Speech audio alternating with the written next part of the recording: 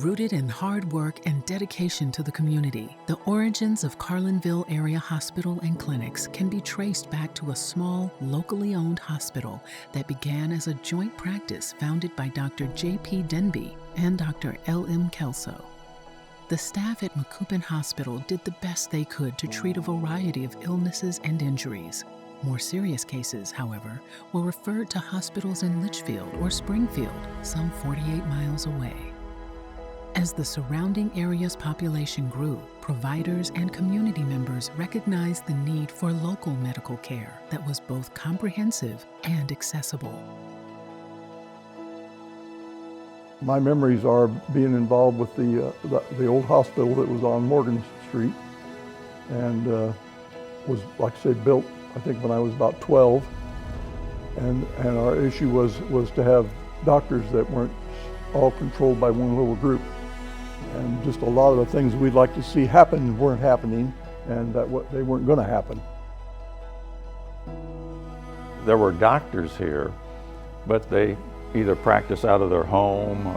Several of them did, I know that.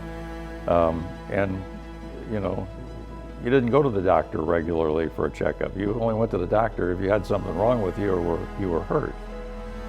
And so eventually, the brick building on the north side of the courthouse was the Macoupin Hospital. The only other remedy if you had a serious illness was Litchfield or Springfield.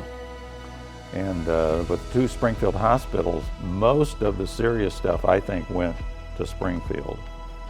And so I think there was, an idea that we could take better care with some things, in Carlinville if we had a better facility. And so I'm thinking that from some of the things I've seen after that in the local newspaper, that it seems like there had to be some kind of a community group that went together and got the ball rolling and raised some of the money in order to build it. It served the people, and I think just from my knowledge of my family and things like that as a child, it was a place where operations could be performed, and we did deliver babies for a while. Yes, over the years, it was certainly very beneficial to the community. We found out that we could get a hospital built here, and it was a Hilberton hospital. They put in for 60-bed hospital.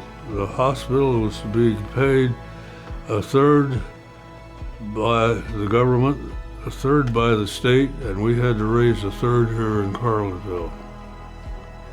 And we had no trouble raising the money here in Carlinville. In fact, we had one estate that gave us 2 farms, and then they cashed that in too. So when the hospital started, it was completely paid for.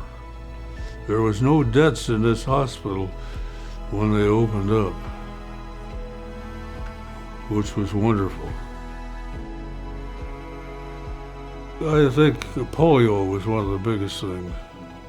And then we gave shots free to everybody in town. And I know I was giving shots. Sometimes I'd give 100 a day or more to people. And we'd line them up out at the hospital. They'd come through the front part of the hospital and on out the side door, and just had a string of them. Playing a vital role in the health and well-being of its residents, Carlinville Area Hospital wove itself into the fabric of the community. But medical advances and a growing need to meet modern demands would soon bring big changes to the hospital.